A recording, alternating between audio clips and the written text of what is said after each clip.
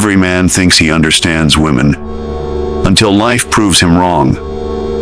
Today we confront the most dangerous question of all: what is the true nature of women, and why was this truth silenced?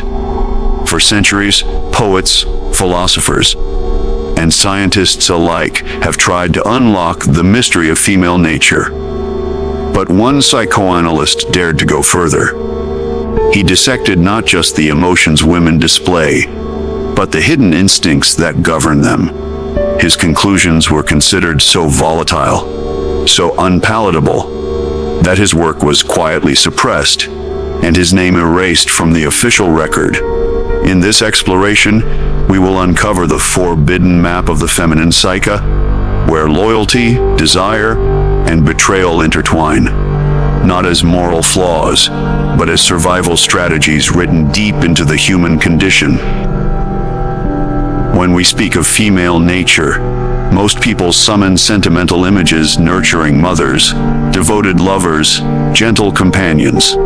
These are the masks that civilization has polished for centuries, the socially acceptable faces that women are encouraged to wear. But beneath these masks lies a labyrinth of instincts, hidden, primal, and far more decisive than the carefully chosen words or gestures that the surface presents.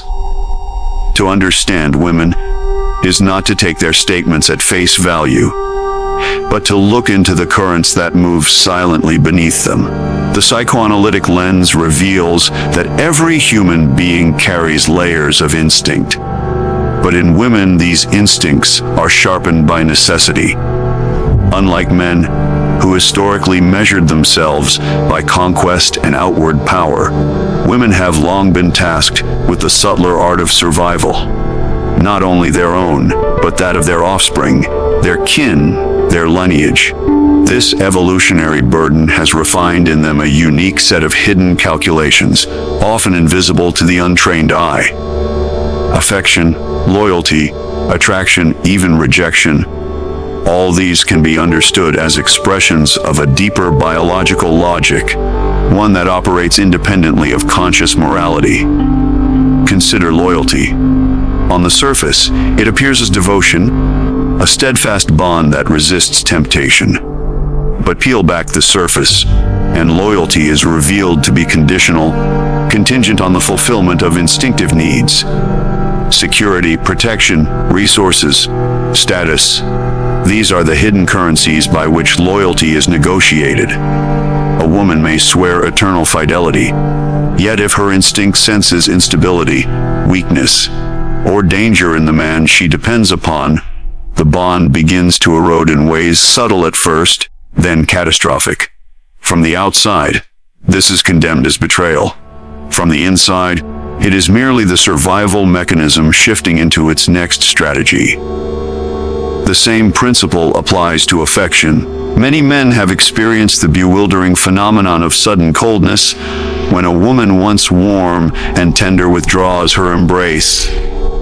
It seems cruel, even inexplicable. Yet it is not cruelty, but instinct adjusting to new information.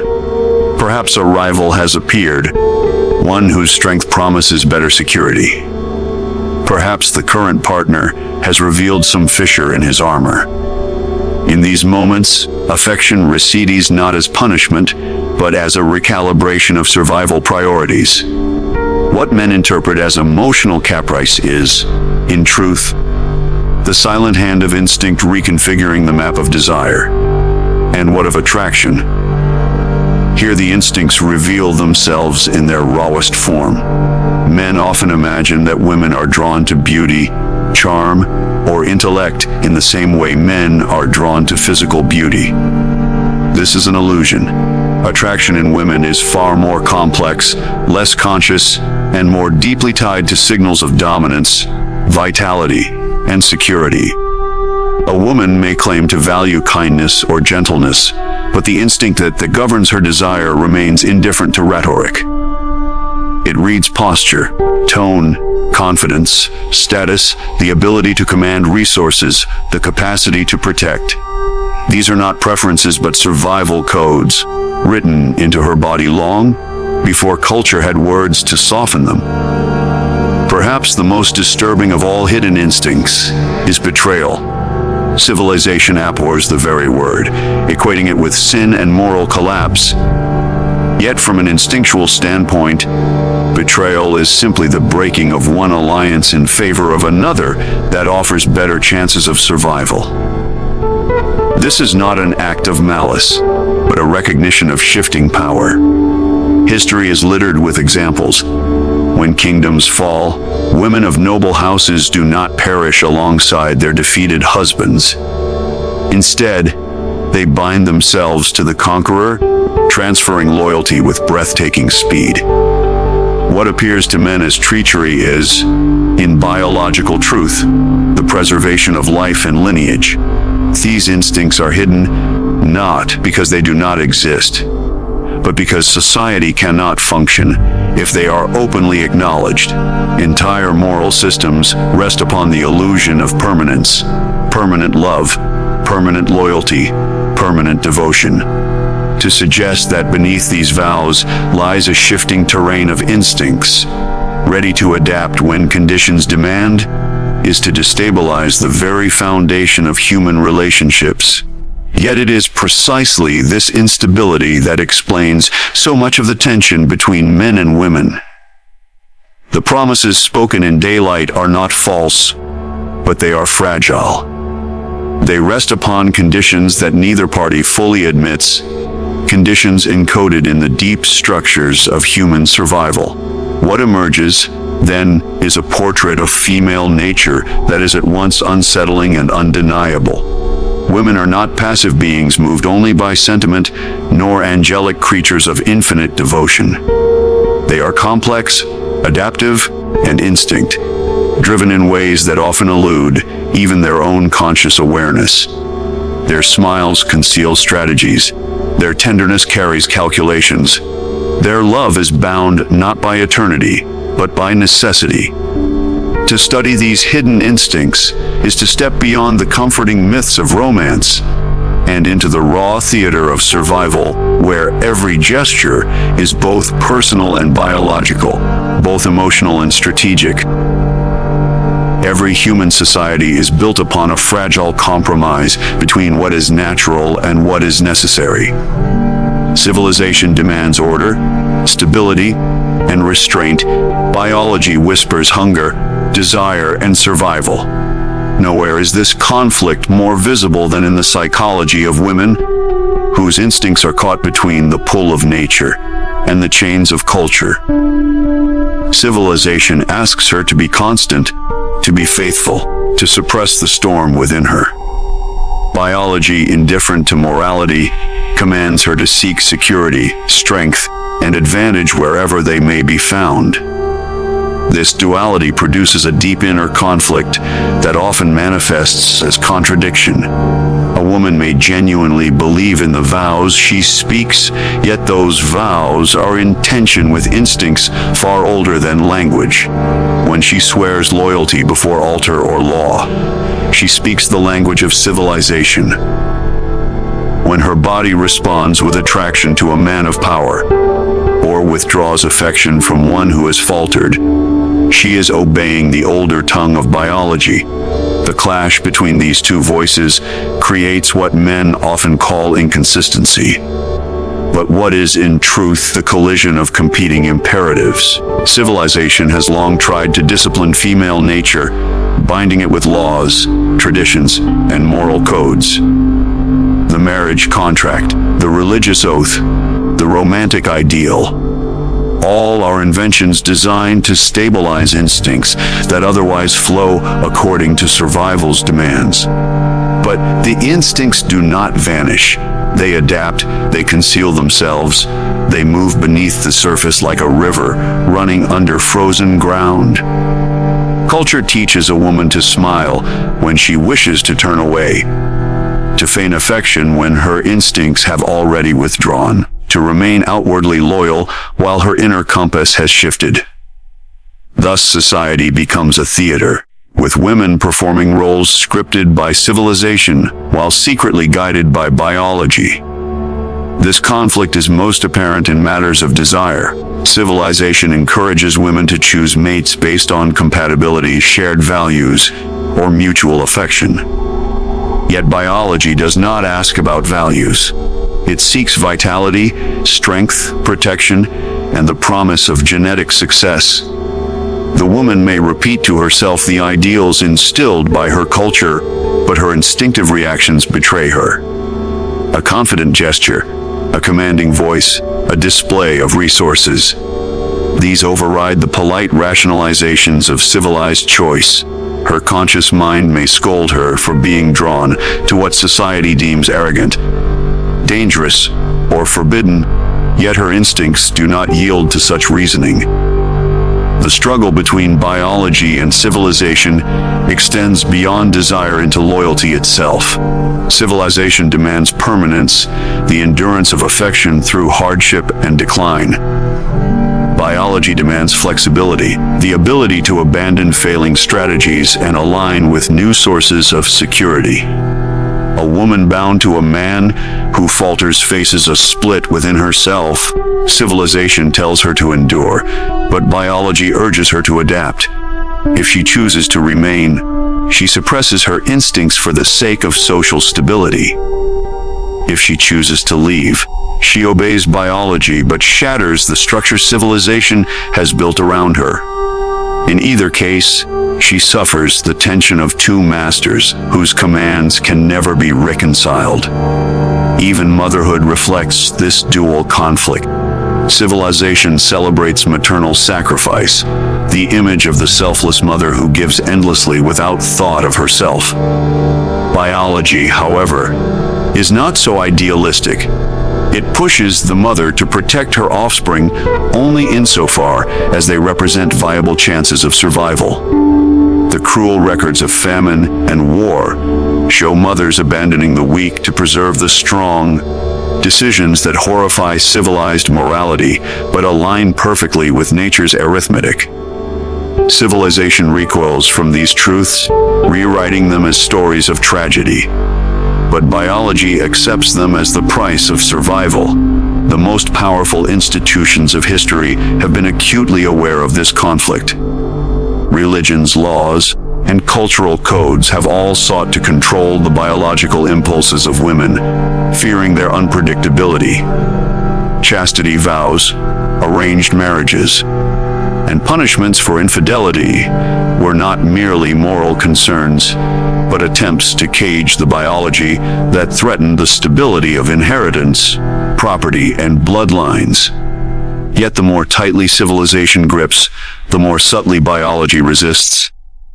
Women learn to conceal their instincts with greater skill, to navigate the expectations of society while keeping the compass of survival hidden beneath layers of performance. This tension produces a kind of double consciousness in women.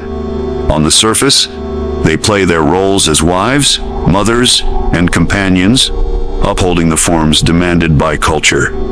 Beneath the surface, they listen to the signals of biology, calculating strength, safety, and advantage in ways they may not even admit to themselves. Sometimes the two layers align, and peace is possible. More often, they diverge, creating inner conflict, outward contradiction, and the endless drama between men's expectations and women's actions. There are truths about human relations that societies cannot allow to surface. Every civilization, no matter how advanced, rests on a delicate scaffolding of illusions of permanence, of selflessness, of loyalty beyond condition. To pierce these illusions is to destabilize the very fabric that binds people together. The forbidden knowledge lies not in abstract theories, but in the raw observation of human behavior stripped of its disguises. And in this forbidden realm, one discovers that female nature plays a role far more disruptive and far more vital than polite society dares to admit. The central taboo is this: love and loyalty, the foundations upon which families and nations are built, are not fixed qualities but conditional strategies. They are shaped by shifting balances of power, security, and opportunity. What men often mistake for eternal devotion is, in fact, an instinctual alignment with prevailing conditions. A woman's affection does not vanish arbitrarily. It recalibrates in response to signals her unconscious reads long before her conscious mind formulates explanations. This knowledge, once revealed, strips away the romantic myths that keep households stable and marriages intact, and so it is kept hidden. The forbidden psychoanalyst uncovered that female behavior, whether it is tenderness, betrayal, attraction, or indifference, cannot be understood through the lens of morality alone. These are not primarily choices, but responses to survival imperatives. A woman shifting her allegiance is not merely betraying a partner. She is acting upon the silent arithmetic of biology, moving toward what offers greater protection or stability. To describe this openly is to invite outrage, for it suggests that the most sacred human bonds are less about love in its idealized form and more about adaptation in its primal sense. Civilization resists such knowledge with ferocity. It must, for to admit it is to expose the fragility of institutions built on vows and promises. Marriage would be revealed not as an eternal covenant, but as a conditional alliance. Romance would be exposed not as destiny, but as strategy. Even the sanctity of motherhood would be reframed. No longer the infinite well of sacrifice celebrated in cultural myths, but a selective devotion shaped by calculations of survival and legacy. These revelations threaten the myths that sustain order, and so they are silenced, dismissed, or condemned as dangerous. What makes this knowledge unbearable is not only its challenge to morality, but its precision in explaining what men most fear and least understand. Why does a woman who once gave her heart so freely withdraw it without warning? Why does devotion that seemed unshakable dissolve in the presence of a stronger figure? Why does affection, once abundant, harden into indifference or even contempt? To most men, these changes seem cruel, sudden, incomprehensible. To the forbidden analyst, they were neither sudden nor cruel, but logical responses to shifts in the conditions of survival. He revealed that the feminine psyche is not chaotic, but highly ordered, guided by an internal calculus so ancient that even the woman herself may be unaware of it. This knowledge also exposes the double life that women are compelled to live. Outwardly, they speak the language of culture, devotion, romance, unconditional love. Inwardly, they respond to the language of instinct, status, protection, the strength of the man they bind themselves to. The two languages rarely align perfectly, and so women live in a state of constant negotiation between what society demands of them and what biology whispers to them. Sometimes the mask and the instinct coincide, and harmony is achieved. But often they diverge, producing behaviors that appear contradictory, confusing, even duplicitous to those who do not understand the hidden script being followed. The danger of this forbidden knowledge lies in what it implies about the balance of power between the sexes. If love and loyalty are conditional, then they can be lost, not because of moral failing, but because of a shift in circumstances. Men, believing themselves loved for who they are, recoil at the suggestion that they are loved instead for what they represent. Security, strength, continuity. Yet this is the essence of the discovery. Women, consciously or unconsciously, align themselves with forces that promise survival, even if it means rewriting the most sacred vows. The analyst who unearthed these truths did not condemn women for them. He merely observed, with clinical precision, that such behaviors are the inevitable result of instincts older than civilization itself. But his work was deemed intolerable, not because it was false, but because it was too true. A society that admits its most cherished bonds are contingent cannot preserve the illusions upon which its order depends. To protect those illusions, the knowledge was buried, the writings suppressed, and the name of the man who revealed them cast into silence. What emerges from these revelations is a portrait of human nature far less romantic and far more brutal than the myths we are taught to believe. Female instincts, sharpened by centuries of survival, move beneath the surface of every relationship, quietly shaping desire, loyalty, and betrayal. Civilization, with all its laws and customs, seeks to restrain these instincts, but the conflict between culture and biology never ceases. And at the center of it all lies the forbidden knowledge that human relations are not bound by eternal vows or lofty ideals, but by the shifting conditions of power, security, and survival. This knowledge is unsettling because it strips away illusions. It tells us that what men call betrayal may be nature's adaptation, that what men call inconsistency may be the collision of two imperatives, and that what men call eternal love is in truth a fragile alignment of instinct and circumstance. It is a truth so disruptive that institutions have chosen to bury it, condemning the messenger rather than confronting the message. Yet to understand this is not to despair, but to see more clearly.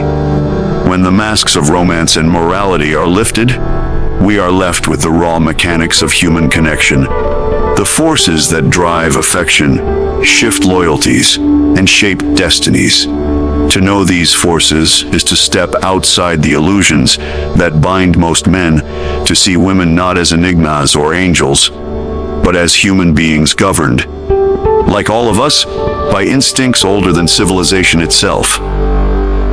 The question is whether we dare to live with such clarity, or whether we retreat back into the comfort of illusions.